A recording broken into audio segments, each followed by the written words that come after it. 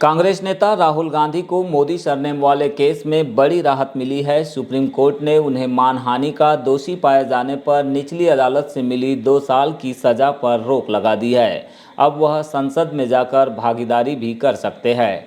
यदि इस सजा पर रोक नहीं लगती तो राहुल गांधी की संसद की सदस्यता अयोग्य हो जाती और अगले 8 साल तक चुनाव भी नहीं लड़ पाते। ऐसे में सुप्रीम कोर्ट का यह फैसला राहुल गांधी के लिए राहत की खबर है।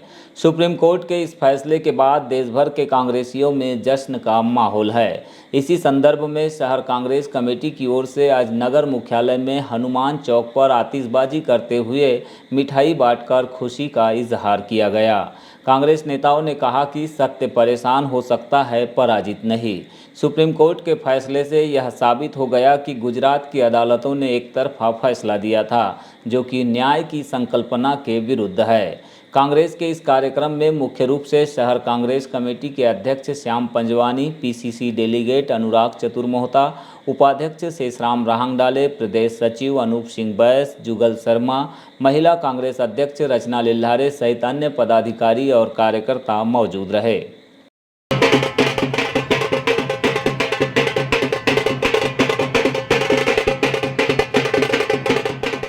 आज हमारे लिए दीपावली वाला दिन है। जिस प्रकार से नरेंद्र मोदी की सरकार, वो भी गुजरात में, जिस प्रकार से षड्यंत्र पूर्व करके राहुल गांधी जी पर इल्जाम लगाया गया और उन्हें 2 साल की सजा दी गई, ऐसे मामले पे जब तक इतिहास है कि ऐसे किसी मामले में कोई सजा नहीं होती। आज सुप्रीम कोर्ट ने सत्य और असत्य की जब उन्होंने सुना तो निश्चित तौर पर उनके बयान है कि यह षड्यंत्रपूर्ण की चीज़ें हैं और उन्हें आज जो 2 साल की सजा है उस पर रोक लगा दी गई। निश्चित तौर पर यह तमाचा है उस सरकार के खिलाफ, उस तानाशाही सरकार के खिलाफ, उस तानाशाह के खिलाफ जो खुद को इस देश का मालिक समझ रहा है और खुद को भगवान समझ रहा है। निश्चित तौर पर सुप्रीम कोर्ट ने यह तय कर दिया कि यहाँ पर भगवान बनकर कोई कुछ नहीं कर सकता। आप राजा नहीं हैं, आप प्रशासक हैं, आप शासन चलाने के लिए लोगों ने वोट दिया, लेकिन उसका जिस प्रकार से गलत फायदा उठाया है, आज तमाचा है पूरी सरकार के ऊपर। निश्चित तौर पर कांग्रेस का एक एक सिपाही राहुल गांधी के साथ में है और 2023 तो अभी अंगड़ाई है, बाकी लड़ाई 2024 की बाकी है। उनकी सदस्यता से डीबार किया गया था, उसमें न्यायपालिका द्वारा आज बहुत महत्वपूर्ण फैसला आया है। इसी तारतम्य में आज शहर कांग्रेस कमेटी अध्यक्ष भाई श्याम पंजवानी जी के नेतृत्व में आज बालाघाट मुख्यालय में हम सभी के द्वारा आतिशबाजी की गई, पटाखे फोड़े गए और मिठाई वितरण किया गया। और इस खुशी को आज हम पूरा देश मना रहा है, पूरे लोग मना रहे हैं, क्योंकि ये सीधे सीधे उन सामंतवादी और उन ढकोसली नीतियों के खिलाफ ये उनके ऊपर कुठाराघात है। उनके ऊपर ये बदनुमा जिंदगी भर वो अपने इस दाग को धो नहीं पाएंगे। जिस तरीके से लगातार संघर्ष राहुल जी कर रहे हैं, चाहे मणिपुर मामला हो, चाहे कोई भी मामले में जिस तरीके से वो आवाज़ उठा रहे हैं, वो निर्णायक रूप से 2024 का देश का नक्शा बदलने के लिए काफ़ी है। नवेगांव पेट्रोल पंप में डकैती की योजना बनाते हुए 6 आरोपी पकड़े गए। यह सभी आरोपी डीजल चोरी के मामले से जुड़े हुए हैं। इनके पास से पुलिस ने एक बोलेरो वाहन, चाकू, मोबाइल और डंडे सहित कुल 70 लीटर कच्ची शराब भी बरामद की है। बालाघाट एसपी समीर सौरभ ने 4 अगस्त को पुलिस कंट्रोल रूम में बताया कि वारासिवनी और ग्रामीण थाना क्षेत्र में डीजल चोरी के बाद पुलिस एक्शन में थी। 3 और 4 जुलाई की रात गोंदिया रोड स्थित नवेगांव पेट्रोल पंप में डकैती की योजना बनाते हुए पुलिस ने जिन 6 आरोपियों को गिरफ्तार किया है, वह डीजल चोरी की गैंग निकली, जिन्होंने बीते दिनों हुई डीजल चोरी का अपराध भी स्वीकार किया है। बताया गया कि आरोपी गैंग बनाकर डीजल की चोरी करते थे। इनमें सिवनी के घनसोर का निवासी जीतन पिता लक्ष्मी प्रसाद धर्मक, अनिकेत पिता चमन यादव, मंडला के नैनपुर का निवासी मस्तान पिता संजय वंशकार, 21 वर्षीय शाहरुख पिता पीर खान, 23 वर्षीय शुभम नाथ पिता राजकुमार नाथ और एक अपचारी बालक भी शामिल है।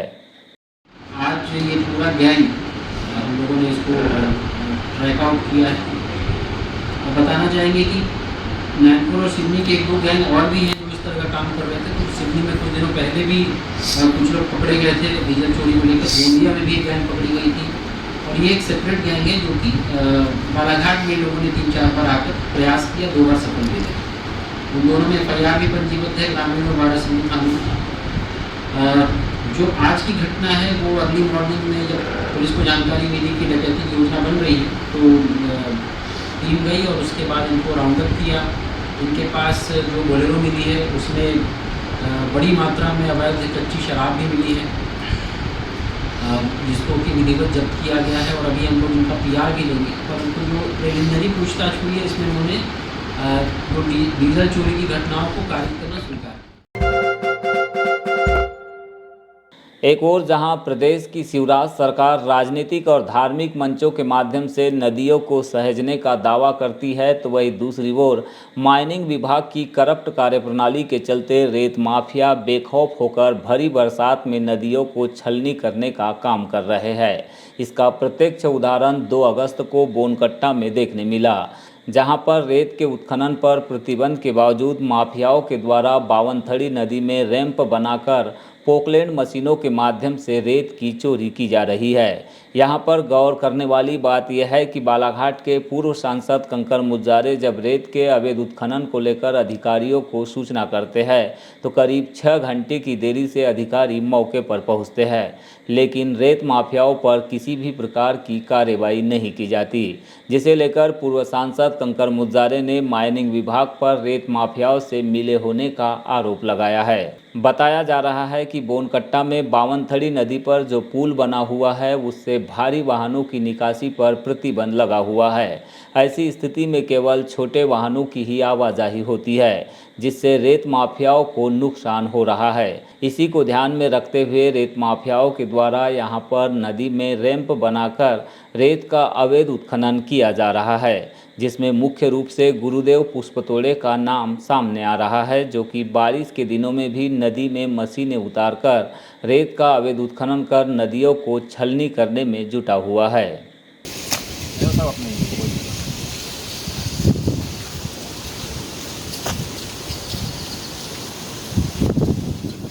ये पुलिया बंद है, पुलिया किसी को नहीं दिख रहा है।